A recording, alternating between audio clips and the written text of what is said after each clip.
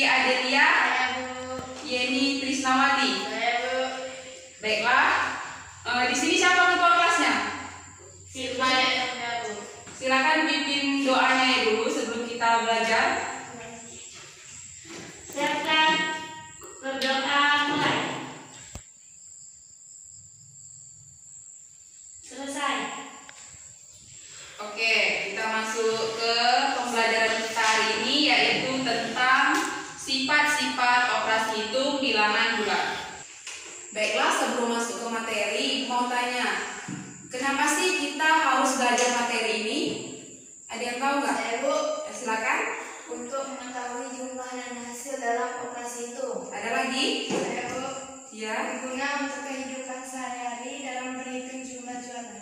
Ya, jawaban kalian semuanya benar. Dimana kita ketahui di sekeliling kita nanti, kita sering atau kemungkinan setiap harinya akan menggunakan operasi hitung. Contohnya itu seperti seorang penjual atau pedagang. Dia harus mengetahui kabataku, di mana kabataku itu adalah kali, bagi, dan tambah kurang. Jika dia tidak mengetahui 4 operasi tersebut, maka dia akan mudah ditipu oleh orang lain. Di mana kabataku itu berfungsi untuk mengetahui berapa uang yang harus dikembalikan penjual kepada pembeli dan berapa yang dibayarkan oleh pembeli kepada penjual. Baiklah, setelah penjelasan tersebut, apakah kalian siap untuk belajar hari ini? Siap, Bu. Baiklah, sifat-sifat operasi hitung itu terdiri dari 3, yaitu pertama yaitu komutatif, asosiatif, dan distributif. Baiklah, kita masuk yang pertama yaitu sifat komutatif.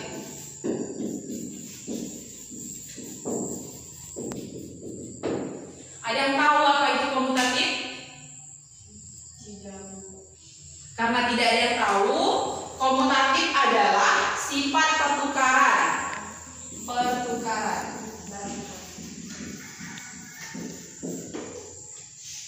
Artinya, pada proses penjumlahan dan perkalian, meskipun tempatnya ditukar, maka hasilnya akan tetap sama.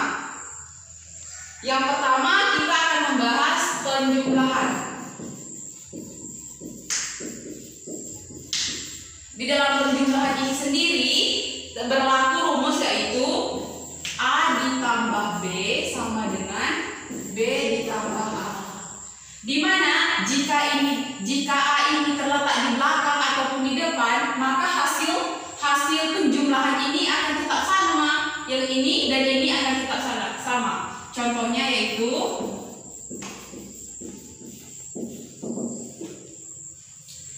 12 ditambah 20 sama dengan 20 ditambah 12. Jadi dari sini kita bisa melihat bahwa di sini misalkan A dan di sini B. Maka jika kita balikkan di sini B dan di sini A, maka hasilnya akan tetap sama. 20 ditambah 12 berapa? 32. Dan 20 ditambah 12 32. terbuktikan bahwa sifat komutatif pada penjumlahan apabila tempatnya ditukar maka hasilnya akan tetap sama. Selanjutnya kita masuk pada perkalian.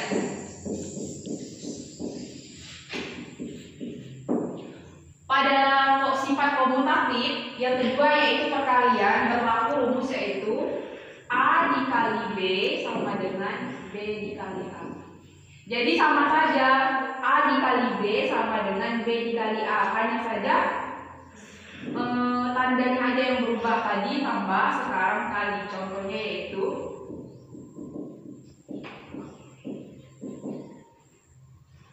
12 dikali 20 sama dengan 20 dikali 12. Terlihat kan bahwa 12 terletak di belakang dan 20 berubah menjadi di depan. 12 kali 20 240. sedangkan 20 kali 12 240. Jadi terbukti bahwa sifat komutatif pada perkalian pun apabila ditukar tempatnya maka hasilnya akan tetap sama. Apakah kalian paham? Paham, Bu. Kita masuk yang sifat yang kedua, yaitu asosiatif. Di mana asosiatif ini yaitu pengelompokan.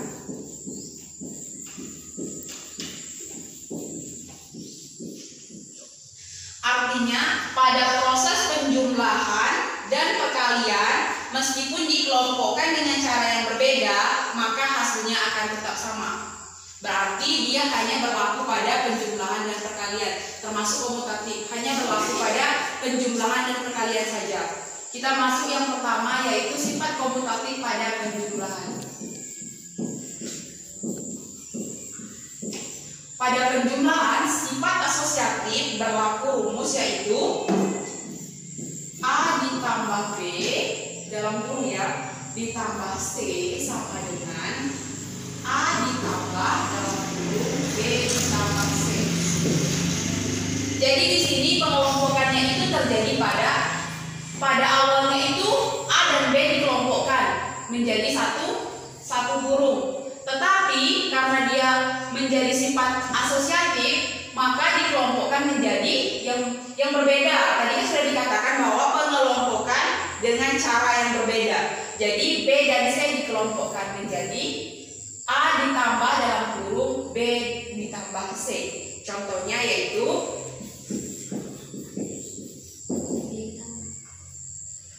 12 ditambah 13 ditambah 15 dengan 12 ditambah dalam kurung 13 ditambah 15. Jadi di sini terlihat bahwa awalnya 12 dan 13 ini dikelompokkan menjadi dalam satu kurung.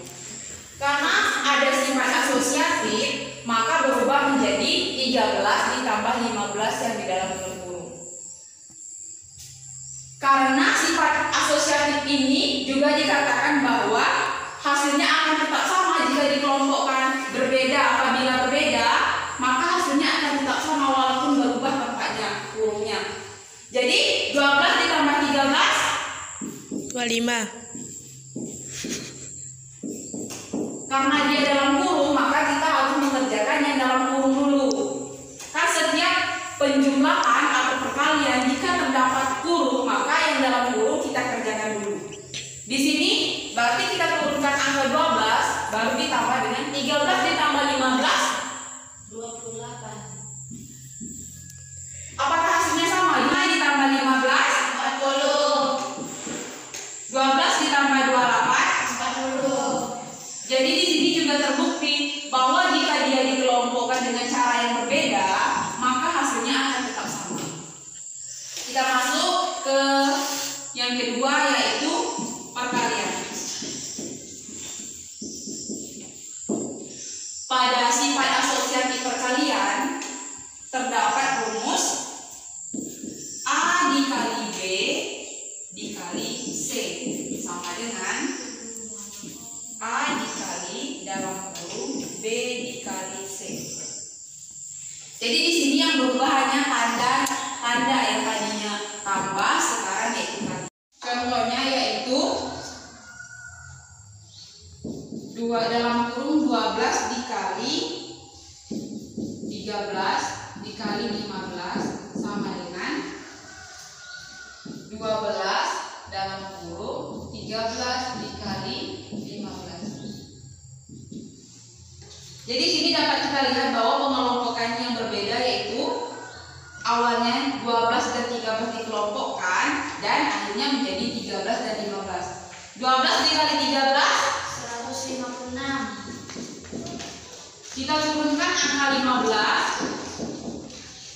lalu kita turunkan angka 12. Dikali 15 196. Lalu kita cari hasilnya dari yang sebelah kiri dan sebelah kanan. 156 dikali 15 2340. Sedangkan 12 kali 195 2340.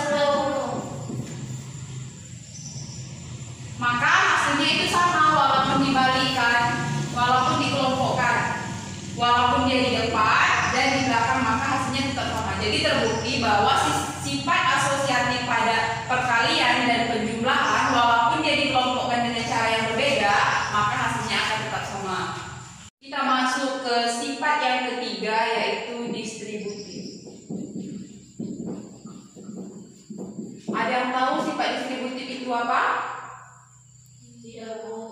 Sifat distributif adalah penyebaran.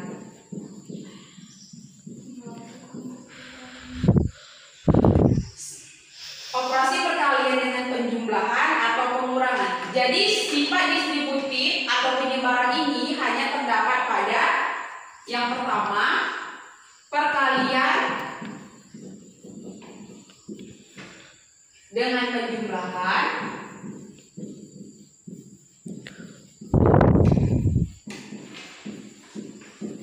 dan yang kedua yaitu perkalian terhadap pengurangan.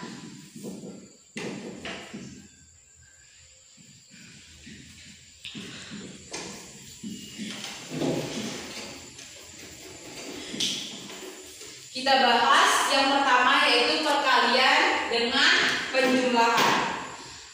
Oke, pada perkalian dengan penjumlahan berlaku rumus yaitu A dikali dalam kurung B ditambah C sama dengan A dikali B ditambah A dikali C.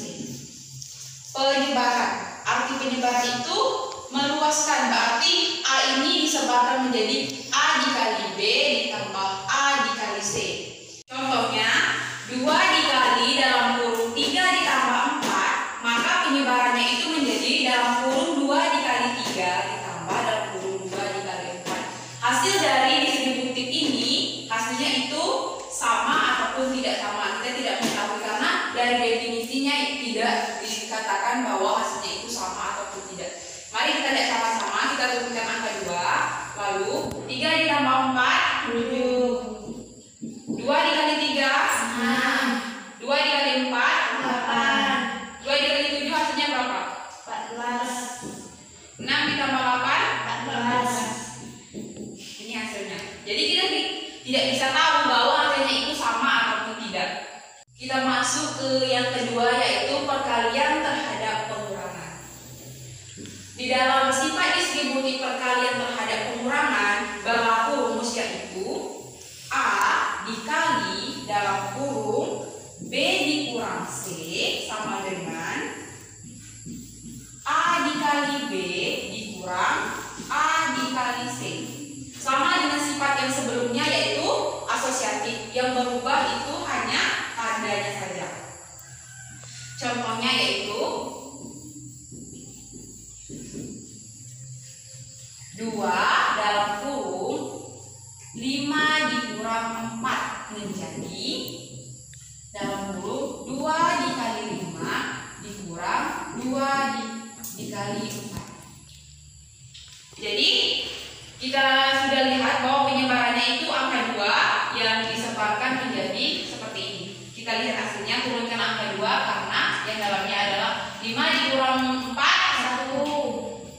2 dikali 5, 10. 2 dikali 4, 8. 2 dikali 1, 2. 10 kurang 8, 2. Maka kita tahu hasilnya yaitu 2. Sampai di sini ada yang tidak paham? Paham, Bu. Apakah ada pertanyaan? Tidak, Bu. Karena materi kita sudah habis, maka silakan pelajari lagi di rumah karena pelajaran ini sangat berguna untuk kita semua di kehidupan sehari-hari ataupun di sekolah. Baiklah, karena kalian sudah paham dan mengerti, sampai di sini saja pelajaran kita hari ini. Ibu akhiri dengan wassalamualaikum warahmatullahi wabarakatuh.